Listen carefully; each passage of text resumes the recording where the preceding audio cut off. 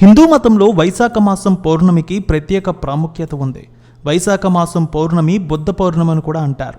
ఈ సంవత్సరం వైశాఖ పౌర్ణమి మే 23వ తేదీ గురువారం నాడు వచ్చింది. పౌర్ణమి రోజున చేసే నదీ స్నానం దానాలకు విశేష ప్రాముఖ్యత ఉంటుంది. వైశాఖ పౌర్ణమి రోజున రావి చెట్టును పూజించడం ద్వారా ఎన్నో కోరికలు నెరవేరుతాయి.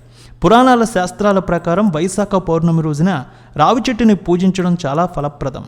ఈ రోజున రావి చెట్టును పూజించిన భక్తులు విష్ణువు అనుగ్రహాన్ని పొందుతారనే నమ్మకం ఉంది. పూర్వీకులు కూడా సంతృప్తి చెందుతారనే విశ్వాసం. హిందూ మత గ్రంథాల ప్రకారం ఈ రోజున చెట్లను నాటడం వల్ల బృహస్పతి గ్రహం చెడు ప్రభావాల నుంచి విముక్తి పొందుతారు. హిందూ మతంలో పౌర్ణమి తిథికి విశేష ప్రాముఖ్యత ఉంది. సంవత్సరంలో 12 పౌర్ణమి తిథులు వస్తాయి. ఆ 12 పౌర్ణమి తిథుల గురించి మత గ్రంథాల్లో ప్రత్యేక ప్రాముఖ్యతగా వివరించారు.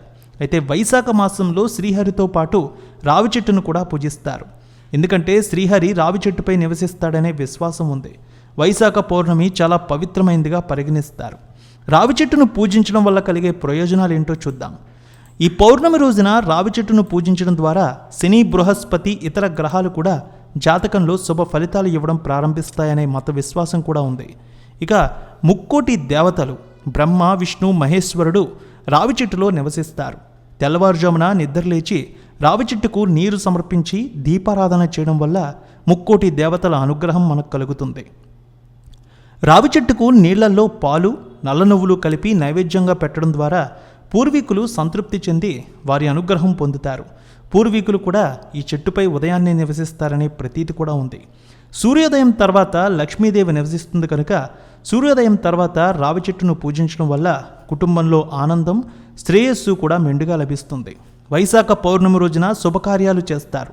తెల్లవారుజామున రావి చెట్టును పూజించిన తర్వాత రోజులో ఏ సమయంలోనైనా ఏదైనా శుభకార్యాలు చేసుకోవచ్చనే నమ్మకం ఉంది. ఎవరి జాతకంలోనైనా వితంతు యోగం ఉన్నట్లయితే ముందుగా రావి చెట్టుతో పెళ్లి చేయడం ద్వారా వైదవ్య యోగం తొలగిపోతుందని నమ్ముతారు. ఇలా చేయడం ద్వారా విష్ణువు అశుభ ప్రభావాలను తొలగించి శుభాలు కలిగిస్తాడనే విశ్వాసం ఉంది. వైశాఖ పౌర్ణమి రోజు సాయంత్రం సూర్యోదయం తర్వాత రావి చెట్టుకు నీరు సమర్పించండి. దీని తర్వాత చెట్టుకు 3 సార్లు ప్రదక్షిణ చేయండి. ఇలా చేయడం వల్ల బృహస్పతి, శని శుభ ఫలితాలు ఇస్తారు. జీవితంలోని కష్టాల నుంచి ఉపశమనం కూడా వస్తుంది.